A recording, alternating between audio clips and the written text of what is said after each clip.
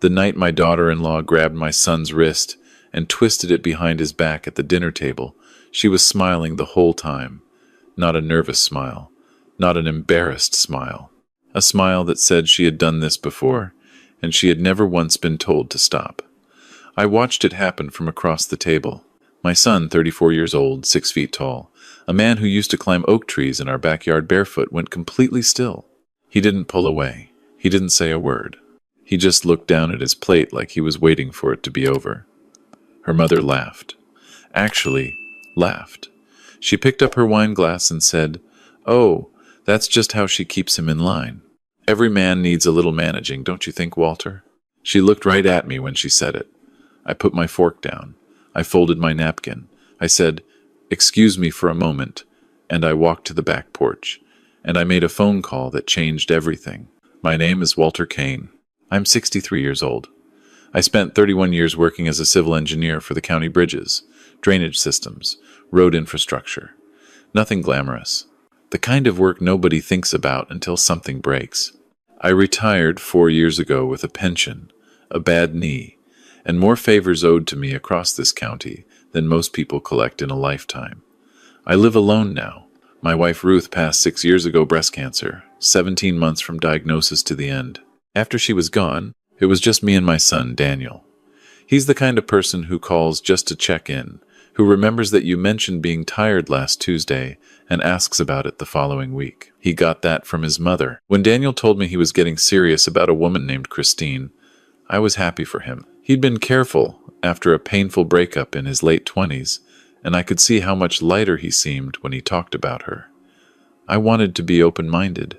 I wanted to be the kind of father who welcomed whoever his son loved. But the first time I had dinner with Christine and her family, something in the back of my neck went tight and didn't let go all night. Her father, Glenn, was loud in the way some men are loud when they want you to know they're important. He'd made money in commercial real estate and talked about it the way other people talk about surviving a war, like it had tested him and he'd been found worthy. Her mother, Diane, laughed at everything Glenn said and said very little on her own. And Christine was charming in a way I couldn't quite get comfortable with. She was always performing. Always the right amount of warm, the right amount of funny, the right amount of interested in whatever you were saying. It was like watching someone run a very polished program. I told myself I was being unfair. I told myself I was protective of Daniel in ways I wasn't always aware of. I kept my concerns to myself. They got married the following spring. The first year was fine, or at least it looked fine from where I was standing. Daniel and Christine bought a house 20 minutes from mine, in the same county. We had Sunday dinners every few weeks. I watched the way they were together and told myself the tightness in my neck was just old habit, just a widower who didn't know how to share his son. It was small things at first. Christine interrupting Daniel when he was mid-sentence, then acting like he'd lost his train of thought on his own. Christine deciding what they were doing on weekends and telling Daniel afterward, in front of me, the way you might tell a dog where you were going for a walk, Daniel laughing it off. Daniel saying, "She's better at planning than I am." Daniel shrinking himself down to fit whatever shape she needed him to be that day. I noticed. I didn't say anything. I told myself every marriage has its private language and its private agreements, and it wasn't my place to translate. Then about 8 months in, Daniel stopped calling as often. When I reached out, he was always vague about his schedule, always checking with Christine before he could confirm anything. He missed my birthday dinner first time in 34 years because she'd planned a trip that weekend and hadn't told him until 2 days before. He apologized 6 times in a single voicemail. I heard the apology under the apology, the one he didn't know he was leaving. I drove over, unannounced, one Saturday morning. Daniel answered the door in a way that wasn't quite right, a half-second of something moving across his face before the smile came up. Relief and anxiety at the same time. The way a person looks when something they've been hoping for arrives at a moment, it could also make things worse. Christine appeared behind him almost immediately. "Walter, we weren't expecting you." She said it pleasantly, but she was standing in the doorway of her own kitchen like a border checkpoint. We had coffee. She was in the room for all of it. When I left, Daniel walked me to my truck, and for a moment, standing in the driveway, he looked like he was going to say something. Then he looked back at the front window, and he didn't. I drove home and I sat in my kitchen for a long time. I knew what I'd seen. I'd just spent 31 years learning how to look at structures and identify the points where the load was too heavy, where the material was starting to give, where something would eventually fail. I knew what stress looked like in things that were built to hold up under pressure. My son was being broken down, slowly, methodically, by someone who was very good at making it look like nothing was happening. I didn't panic. That's the thing about getting older. You learn that panic is just energy spent on the wrong frequency. You learn to go quiet and observe instead. I started paying closer attention. I made a point of seeing Daniel every 2 weeks, always in low-stakes settings, always somewhere Christine didn't feel threatened enough to monitor too carefully. Lunch at the diner near his office. A Saturday afternoon at the hardware store when he mentioned he was replacing a faucet.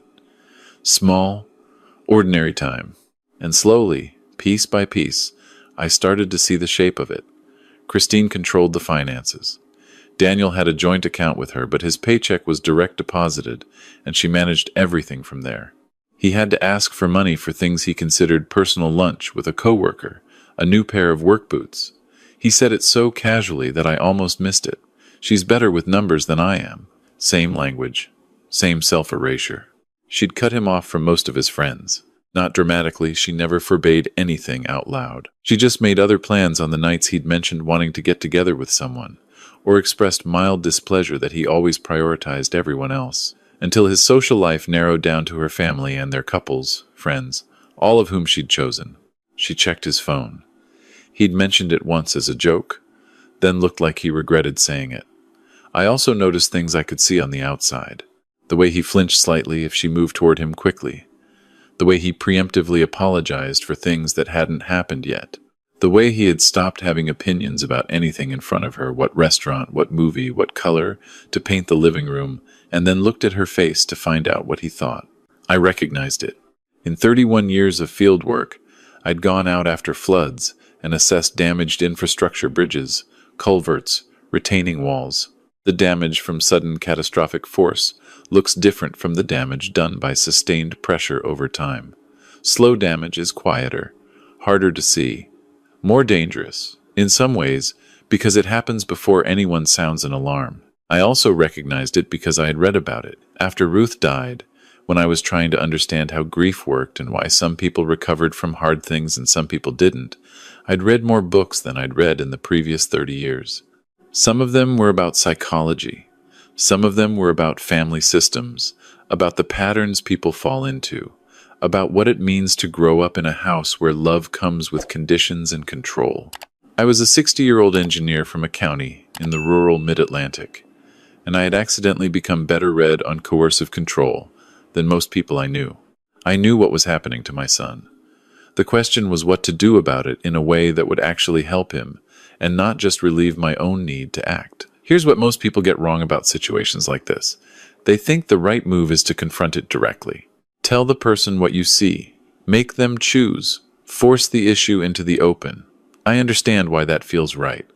When someone you love is being hurt, the instinct is to name it loudly, to step between them and the thing that's hurting them, to make it stop through sheer force of will. But it doesn't work. Not with this kind of damage.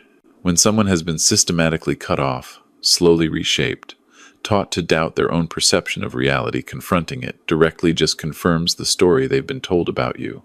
That you're controlling, that you're the problem, that they need to be protected from your interference.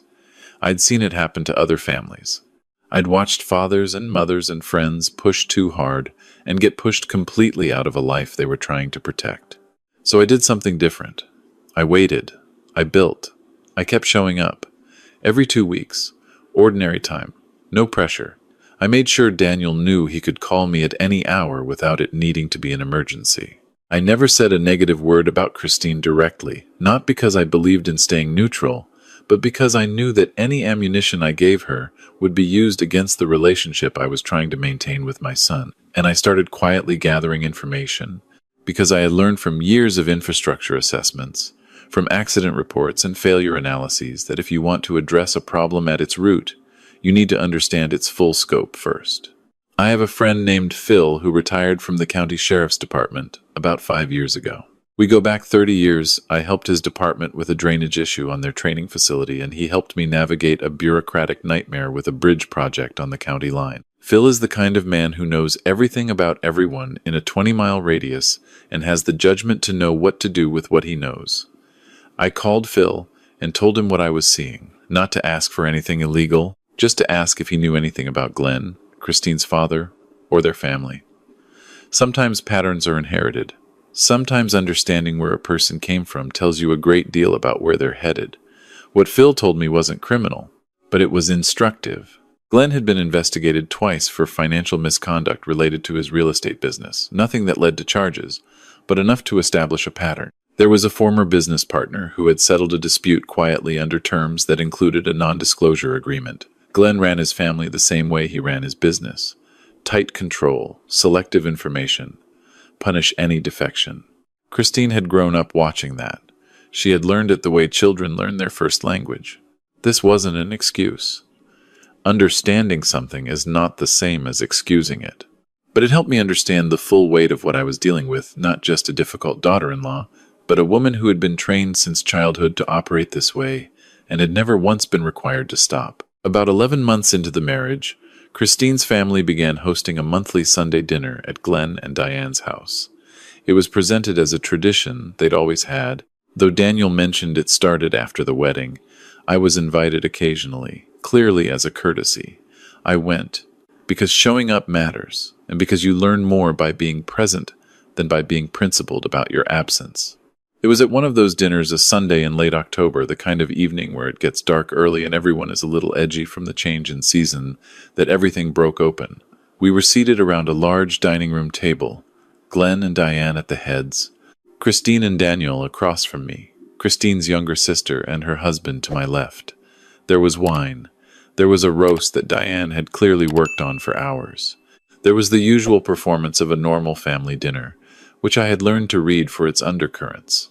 Daniel had mentioned earlier in the week that he was thinking about taking on a freelance project, some technical writing for a former colleague, a few hours a week, decent extra money. He'd seemed lighter talking about it, the way he used to seem when he had something of his own he was working on. At dinner, he mentioned it again. He said it almost cautiously, like he was testing the water temperature before he stepped in. Christine stopped him mid-sentence. She reached across and put her hand over his wrist, and I watched her grip tighten. "We already talked about this," she said.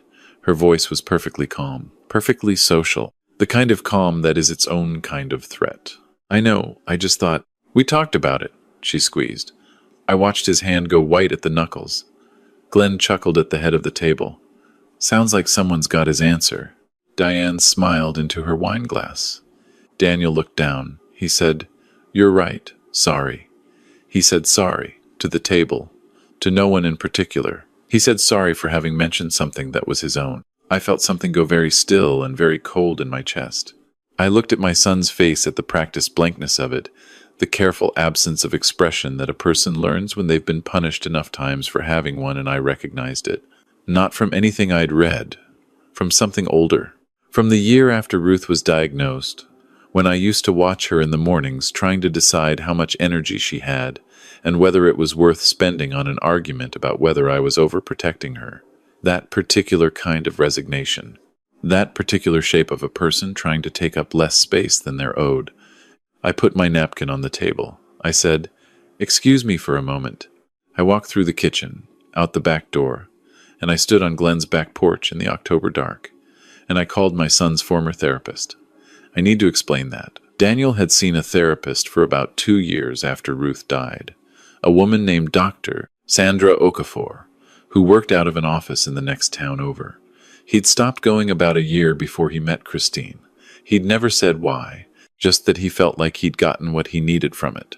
I had met Dr. Okafor twice. Once, when Daniel first started seeing her and wanted me to come in for a session, something about family context, understanding his background. Once, when she called me a few months in, with Daniel's permission, to share some observations and ask me some questions about Ruth's illness and Daniel's role in it. She was one of the most perceptive people I'd ever spoken with. And I had saved her number. I called her that night because I knew that what I was watching happen to my son was not a problem I could solve with a lawsuit or a conversation, or a confrontation at the right moment. What was happening to Daniel was happening on the inside. And the only way to reach something happening on the inside is through a door the person opens from their own side. Dr. Okafor didn't answer. I left a voicemail. I said my name, said I'd met her in connection with my son, Daniel Kane, and asked if she would be willing to speak with me at her earliest convenience. I said it was important. Then I walked back inside. I sat back down at the table. I finished my dinner. I spoke pleasantly to everyone around me, and I started thinking very carefully about the next few months. Dr. Okafor called me back the following Tuesday. She listened to me for 20 minutes without interrupting. When I finished, she was quiet for a moment. She said, "Has Daniel indicated any awareness that something is wrong?" I thought about the driveway, the half-step toward me, and the look back at the window. "Not in words," I said, "but yes." She said, "That matters. A great deal." She explained something to me that I already roughly understood but needed to hear stated precisely. That when someone is in a coercively controlling relationship, external pressure from family, from friends, from anyone outside almost always backfires, unless the person themselves has already begun to question the relationship. The questioning has to start from the inside. The outside can only hold the door open. She agreed to reach out to Daniel directly. She said she'd been thinking about him anyway. She occasionally checked in with former clients she'd worked with through significant grief, particularly around anniversaries. She would reach out around the anniversary of Ruth's passing, which was coming up in a few weeks, under completely natural circumstances. She also gave me what I can only describe as a roadmap. Not instructions, she was careful about that, about the appropriate boundaries of her role. But she helped me understand what a person in Daniel's situation needs from the people around them. Consistency, patience, the knowledge that there is somewhere safe to land, not pressure, not ultimatums, not the forced choice between his marriage and his father. Just the absolute certainty that I would be there, unchanged, whenever he was ready. I thanked her. I wrote down everything she'd said. I went for a walk around my neighborhood in the dark, and I thought about Ruth, about what she would have done, about whether I was doing the right thing. I decided that she would have been more graceful about it than I was being, and that I should try harder. Over the next 3 months, I did 4 things. First, I kept showing up. Lunch, hardware store runs. A Saturday afternoon replacing a section of rotted fence at my house that I didn't actually need help with, but that I knew Daniel would want to be useful for. I did not mention what I had seen at the dinner table. I did not mention Christine except neutrally, in passing. I talked to my son about the things we had always talked about, the county project he'd heard about on the news, the bird feeder I was trying to keep the squirrels out of, the book I was reading. Ordinary time. Consistent presence. Second, I called Phil again and asked him something more specific. I asked whether there was any financial irregularity in how Glenn's business had been transferred partially to a LLC that listed Christine as a stakeholder. Phil made some calls. What he found wasn't criminal on its face, but it suggested that Glenn had been quietly building a financial structure around his daughter in a way that gave him ongoing leverage over her life and, by extension, over Daniel's. Understanding this helped me understand why Christine controlled the money so tightly. She had been raised in a system where money was how you kept people, and she was replicating it. Third, I reached out to Daniel's friend Marcus. Marcus had been Daniel's closest friend from college, and one of the people Christine had slowly pushed to the margins. I hadn't spoken to Marcus in 2 years. I looked him up, found him on LinkedIn, sent him a message that said nothing more than that I'd been thinking about him, hoped he was, well, and that Daniel was lucky to have had a friend like him over the years. Marcus called me the next day. He said he'd been worried about Daniel for over a year. He said he'd tried reaching out 3 or 4 times and gotten polite but vague responses that didn't sound quite like Daniel. We talked for an hour. I told him what I was doing. He asked how he could help. I told him to keep reaching out low pressure, no agenda, just the ongoing message that he was still there. Fourth, I started writing things down. Not as evidence, not with any legal purpose in mind at that point. Just because I had learned over a career of infrastructure work that documentation protects you, that the things you've written down are the things you can stand behind, that memory is unreliable and records are not. I noted dates and incidents and direct quotes as well as I could reconstruct them. I did not share these with anyone. I kept them in a notebook in my desk drawer. Dr. Okafor reached out to Daniel in the second week of November, around the anniversary of Ruth's death. I don't know exactly what she said that was between them, as it should have been. But 2 weeks later, Daniel called me on a Tuesday evening, which was unusual, and asked if he could come over. He arrived at my house around 7. He sat at my kitchen table in the same chair he'd sat in as a teenager, doing homework while I made dinner. He looked tired in a way that had nothing to do with sleep. He didn't say anything for a while. I made coffee. I put it in front of him, and I sat across from him, and I waited. He said, "Dad, I think something is wrong." I said, "I know. I've been here." He looked up at me, and there it was, the thing I'd been waiting for. The thing Dr. Okafor had told me to wait for. Not an accusation, not a decision, not even a plan. Just a crack in the wall he'd been building around himself. Just the first admission that the wall existed at all. We talked for 3 hours. I didn't tell him what to do. I didn't tell him what Christine was. I didn't tell him about the calls I'd made or the notes I'd kept or the things Phil had found.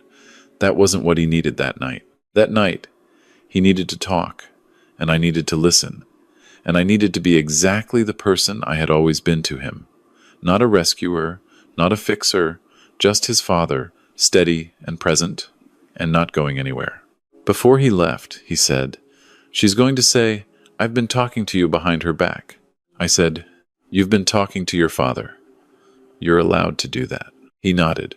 He stood in my doorway for a moment, looking at the dark street, and said, "I missed Mom tonight." I said, "Me too. Every day." He drove home.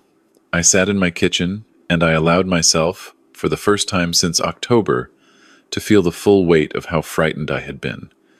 It took another 4 months. I want to be honest about that because I think people expect these stories to move faster than they do. They don't.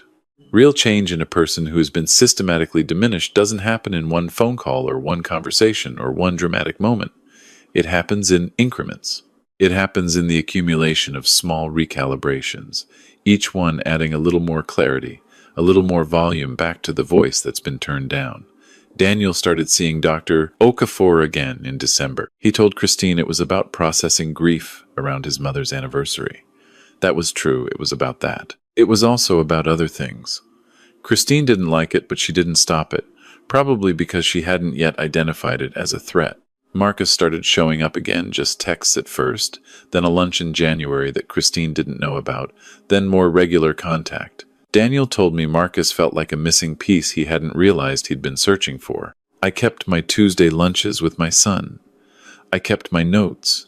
I kept my patience, which was the hardest part I am, at my core, an engineer, and engineers want to fix things efficiently and on schedule, and this was a process that had its own timeline and would not be rushed. In late January, Daniel called me on a Sunday morning. He said, "I need your help with something. I need to talk to someone about separating. Someone who can help me understand what I'm entitled to." I already had a name. I had, several months earlier quietly, without telling anyone, had a single consultation with a family law attorney in the county seat. Not because I was sure it would come to this, but because in my experience, when you suspect a structure may fail, you find out what the recovery options are before the failure happens, not after. I gave Daniel the attorney's name. I told him I would help him with anything he needed, that I would be there for whatever came next, and that the most important thing he had done in a long time was exactly what he was doing right now. The divorce was not simple. I didn't expect it to be. Christine's initial response was to try to frame the separation as Daniel's instability, his unresolved grief, his inappropriate dependence on his father, his inability to handle the pressures of a real adult relationship. She engaged her own attorney, and her father bankrolled an aggressive approach. There were accusations I won't detail here, none of which held up, because I had spent 4 months carefully not giving anyone anything to hold against me or my son. Glenn tried to call me once. He was different on the phone than he was at his dinner table, less of the big voice, more of the quiet threat. He said that Daniel was making a mistake he'd regret, that the family had resources, that this didn't have to become unpleasant. I said, "Glenn, I've been an engineer for 30 years. I know how load-bearing structures work. You've been putting too much weight on my son for too long, and the structure is correcting itself. I'd recommend stepping back." He hung up. Phil, at my request, had a conversation with his former colleagues in the county about the LLC structure and Glenn's business history. Not a formal investigation.